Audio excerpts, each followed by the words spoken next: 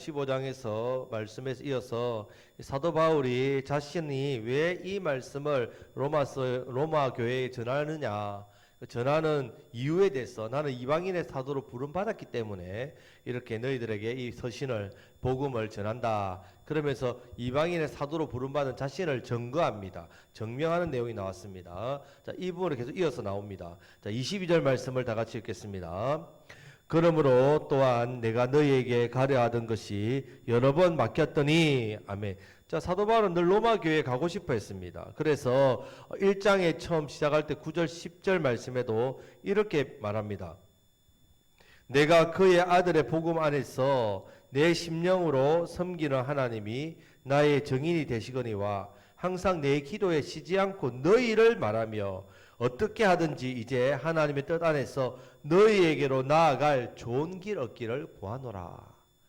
자, 유대인들 하루 3번 기도했습니다. 사도 바울도 유대인이기 때문에 하루 3번 기도했는데 기도할 때마다 하나님, 제가 로마에 있는 성도들을 만나고 싶습니다. 로마에 가게 해주십시오. 로마의 성도들을 위해서 기도하는 일을 쉬지 않았다 했습니다. 이것이 하나님의 정인이다 이렇게 말하는 겁니다. 그러니까 왜 로마 교회에 왜 가고자 하느냐, 그 이유에 대해서도 그 이어서 11절 12절 말씀해 보면 내가 너희 보기를 간절히 원하는 것은 어떤 신령한 은사를 너희에게 나누어 주어 너희를 견고하게 하려 함이니 이는 곧 내가 너희 가운데서 너희와 나의 믿음으로 말미암아 피차 아니함을 얻으려 함이라 이렇게 합니다. 자, 자기가 가지고 있는 영적으로 복된 게 있다는 말이에요. 귀한 은사들이 사도 바울에 있습니다. 이것을 로마 교회에 가서 성도님들에게 나누어 주고 싶다는 말입니다. 그래서 로마 교회가 영적으로 더 견고하게 서가기를 원하기 때문에 그래서 그런 마음으로 가고 싶어 했습니다. 그런데 가고 싶은 마음은 강했는데 여러 번 가는 길이 막혔다 했습니다. 그러면 왜 그냥 가면 되는데 왜 가는 길이 막혔느냐? 왜 막혔는지 그 이유에 대해서 이 바울의 전도 원칙 때문입니다. 자, 바울이 어떤 전도 원칙을 가지고 있느냐 하면 15장 20절 말씀을 한번 보십시오. 자, 15장 20절 말씀 보면 또 내가 그리스도의 이름을 부르는 곳에는 복음을 전하지 않기를 힘쓰노니 이는 남의 터 위에 건축하지 아니하려 함이라 이렇게 됐습니다. 자, 주의 이름을 부르고 복음을 받은 곳에는 사도 바울이 가서 뭘 전하지 않겠다고요? 복음을 전하지 않겠다는 말입니다. 이게 원칙입니다. 전도 원칙. 자, 로마 교회는 이미 사도 바울이 이미 복음 전할 때 이미 교회가 세워졌습니다. 누구를 통해 세워졌는지 정확하진 않지만 이미 복음이 전해졌고 교회가 세워져 있었습니다. 자, 그러면 자기의 전도 원칙에 따르면 로마 교회에 가는 것, 거기 가서 복음을 전하는 것은 못한단 말이죠. 그래서 막혔다 이런 말입니다. 그래서 23절 말씀을 보면 23절 말씀 이런 말이 있습니다. 이제는 이 지방에 일할 곳이 없고 이렇게 표현합니다. 이제는 이 지방에 일할 곳이 없다. 자, 다 같이 한번 읽어보겠습니다. 이제는 이 지방에 일할 곳이 없고 또 여러 해 전부터 언제든지 서반으로 갈 때에 너희에게 가기를 바라고 있었으니 이랬습니다. 자, 이 지방에 일할 곳이 없다는 말은 이 지방은 자, 아시아 지역, 그리스 지역, 사도 바울이 다녔던 복음을 전해서 교회를 세웠던 뭐 고린도 교회, 빌립보 교회, 에베소 교회, 뭐 데살로니가 교회, 뭐 교회가 너무 많지 않습니까? 자, 이런 교회들 다 말합니다. 자, 이미 이제 복음을 다 전했단 말이에요. 그 지역은 전할 곳이 없을 정도 다 전했단 말입니다. 여러분, 이렇게 사역을 다 마치면 어떻게 합니까? 우리는 보통 지금 자신을 파송한 안디옥 교회를 가서 그냥 감사패 받고 그동안 복음을 전한다고 수고 많으셨습니다. 감사패 받고 이제 쉬면 되지 않습니까? 자기 사명을 다했지 않습니까? 그런데 사도 바울은 또 다른 계획을 꺼내고 있습니다. 또 여러 해 전부터 얼마든지 서바나로 갈 때에 이렇게 표현합니다. 너희에게로 가기로 바란다. 자, 사도 바울의 마음은 어디에 있다고요? 서바나. 서바나가 지금으로 이야기하면 스페인입니다. 스페인. 자, 땅끝이라고 알려졌단 말이에요. 자, 그 당시에는 지구가 둥글다는 걸 몰랐지요. 그러니까 어떻게 합니까? 서바냐가 땅끝이라 생각했단 말이죠. 사도 바울은 마지막 노년에 가졌던 비전이 뭐냐? 사도행전 1장 8절 말씀에도 땅끝까지 이르러 내 정인이 되라 하셨으니까 자기가 생각하는 땅끝이 어디라고요? 스바냐였단 말이에요. 그래서 그 사명을 이루기 위해서 그때 스바냐로 갈 때에 로마를 거쳐서 간단 말이에요. 그래서 그때 로마를 지나기 때문에 그때 보고자 했습니다. 자, 저와 여러분들에게도 하나님 각자의 비전을 주셨습니다. 계속해서 우리는 꿈을 꿔야 됩니다. 내게 어떤 꿈이 있고 비전이 있다. 그럼 그 꿈과 비전은 하나님 이루어 주실 때도 있습니다. 그럼 또 어떻게 해야 됩니까? 또 새로운 꿈과 비전을 가져야 된단 말이에요. 계속해서 내 삶에서 하나님 나라의 건설과 우리 이 지역의 복음화를 위해서 우리는 계속해서 꿈을 꾸어야 됩니다. 또 우리 교회도 마찬가지죠. 하나님께서 우리에게 주신 사명과 비전이 있단 말입니다. 자, 이 사명과 비전, 먼저는 지금 우리 190세대입니다. 자, 이 190세대 우리에게 명확하게 맡겨주셨으니까 자, 이 세대를 위해서 열심히 전도했습니다. 그러고 나면은 190세대 다 했습니다. 그럼 뭐 합니까? 그럼 할 게 없네. 그게 아니라 또 다른 어떻게 해요? 사명을 또 꿈꿔야 된단 말이죠. 자, 우리가 지금 현재 하나님 우리에게 이 꿈과 비전, 이 사명을 주님 우리 상관에 이루어지게 해달라고 기도하면 여러분 10년의 인생을 먹고 산단 말이에요. 하나님께서 우리 10년 뒤에 역사를 우리가 이 기도를 통해서 이 사명들을 쌓아간단 말이에요. 이 은혜를. 자, 지금 사도 바울 또한 이 스바냐로 갈 때에 로마 성도들에게 가려고 했단 말입니다. 자, 그래서 그 이유가 나옵니다. 바로 24절 말씀입니다. 다 같이 읽겠습니다. 이는 지나가는 길에 너희를 보고 먼저 너희와 사귐으로 얼마가 기쁨을 가진 후에 너희가 그리로 보내주기를 바람이라 했습니다. 자, 자신을 파송한 교회는 안디옥 교회입니다. 자, 안디옥 교회는 위치가 소아시아나 유럽 쪽까지 이렇게 복음을 전할 때에 지원하는 데는 어렵지 않습니다. 그런데 스바냐는 안디옥에서는 너무 멉니다. 너무 머니까 멀면은 어떻습니까? 지원하고 또 이렇게 하기 어렵지 않습니까? 그래서 그 스바냐의 지원이 없다 생각이기 때문에 그 지원을 어느 교회에서 해주기를 바랬다고요? 로마 교회에서 해주기를 바라는 마음으로 로마 교회를 들린단 말입니다. 그래서 로마 교회가 파송해주면 스바냐에서 복음을 전할 수 있다고 생각했습니다. 지금 로마 교회를 보면요, 아주 정통교회입니다. 아주 좋은 교회입니다. 하지만 은사가 넘치고 성령님의 역사가 강력하게 나타나는 그런 교회는 아니었습니다. 그래서 사도 바울이 방문해서 교제 가운데 너희와 사귐으로 이렇게 되어 있습니다. 자, 너희와 사귐이 얼마나 기쁨을 가진다. 자, 이런 사귐은 단순하게 뭐 알고 지내는 뜻이 아닙니다. 이 사귐 가운데 성령의 은사의 성령의 은혜의 역사가 있단 말이에요. 그래서 사도 바울에게 부어진 강력한 성령의 기름 부음 역사가 로마 교회에 나타나기를 바라는 마음으로, 그러면 은혜를 받으면 어떤 일을 하겠습니까? 자기를 파송해 줄 수 있다 생각하는 거죠. 자, 그래서 자신의 마지막 사명이 이 스바냐로 갈 계획 앞에 이 로마 교회를 염두에 두고 그를 위해 기도하고 또 이제 가고자 했습니다. 자, 이어서 25절 26절 말씀을 다 같이 읽겠습니다.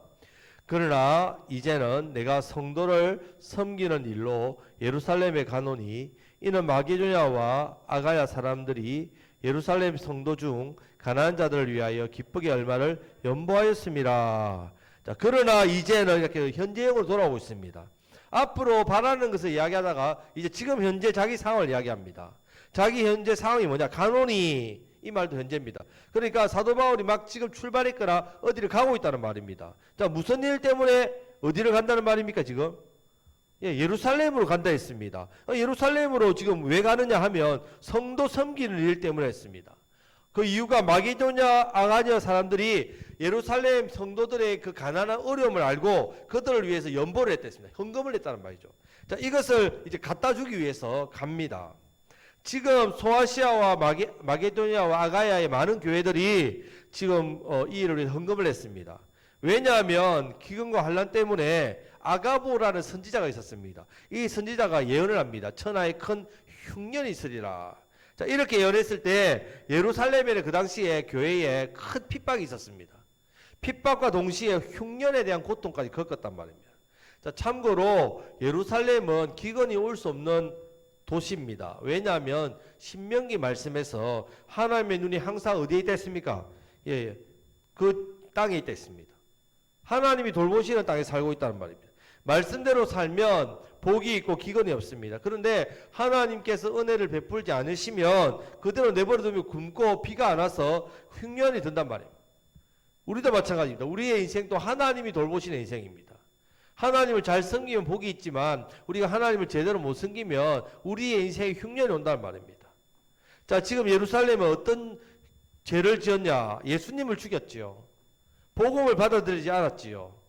또 교회가 세워졌습니다. 예루살렘 교회. 예루살렘 교회는 어떻습니까? 자기들끼리만 좋아하고 선교제의 사명 감당하지 않는 죄를 지었단 말이에요. 성령님은 파송해서 흩어지기를 원하셨는데 예루살렘 교회는 어떻게 합니까? 예루살렘 지역에 사마리아까지도 가기도 힘들었단 말이에요.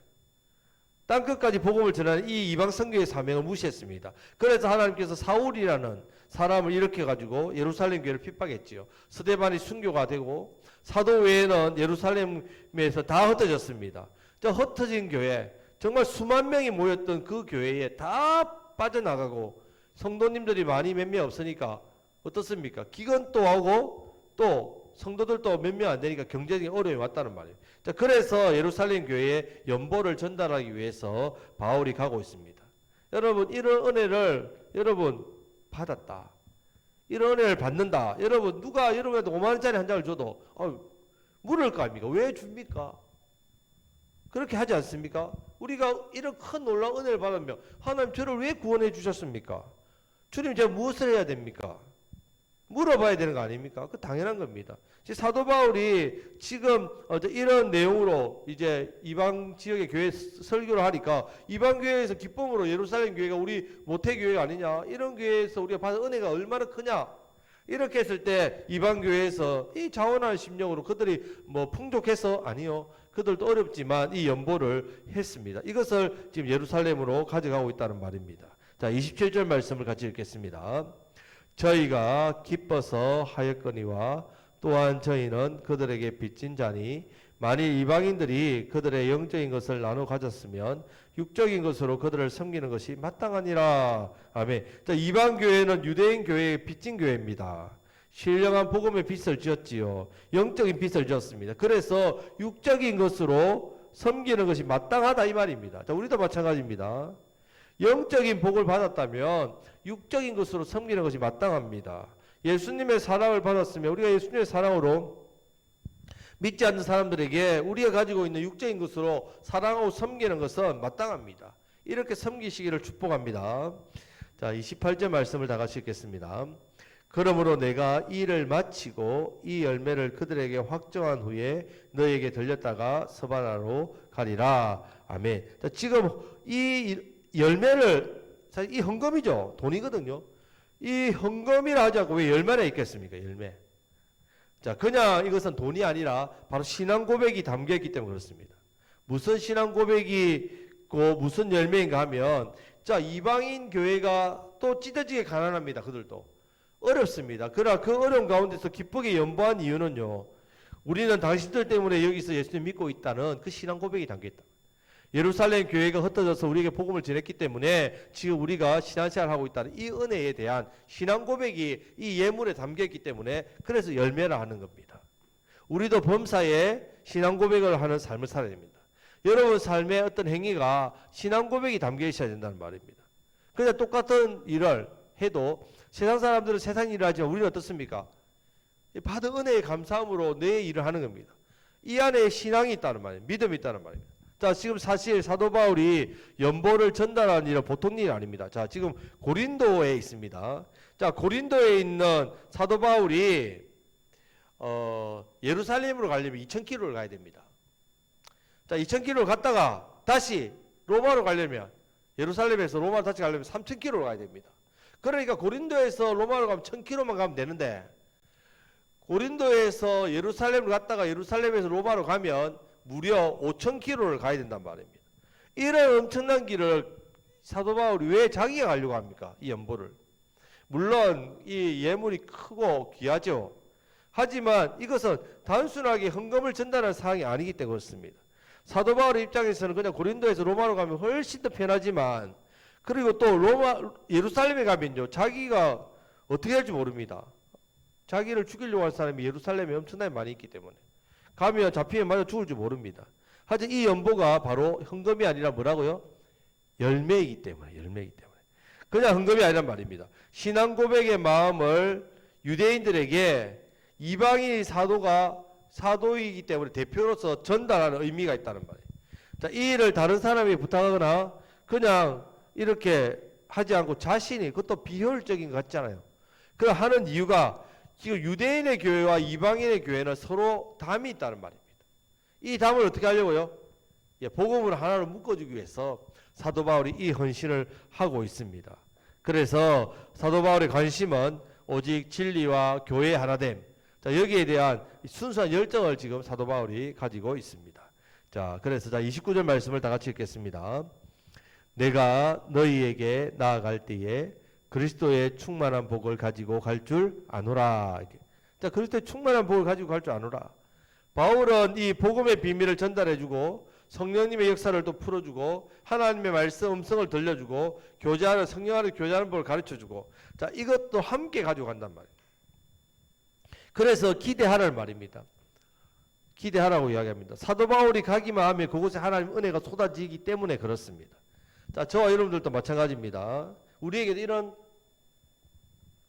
확신이 좀 있어야 됩니다. 우리는 축복의 통로입니다.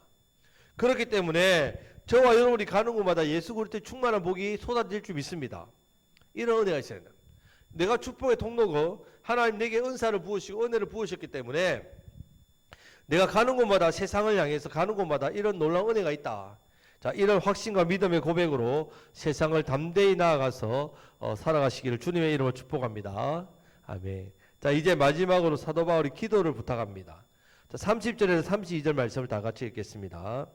형제들아, 내가 우리 주 예수 그리스도와 성령의 사랑으로 말미암아 너희를 권하노니 너희 기도에 나와 힘을 같이하여 나를 위하여 하나님께 빌어 나로 유대에서 순종하지 아니하는 자들로부터 건짐을 받게 하고 또 예루살렘에 대하여 내가 섬기는 일을 성도들이 받을 만하게 하고 나로 하나님의 뜻을 따라 기쁨으로 너희에게 나아가 너희와 함께 편히 쉬게 하라. 아멘.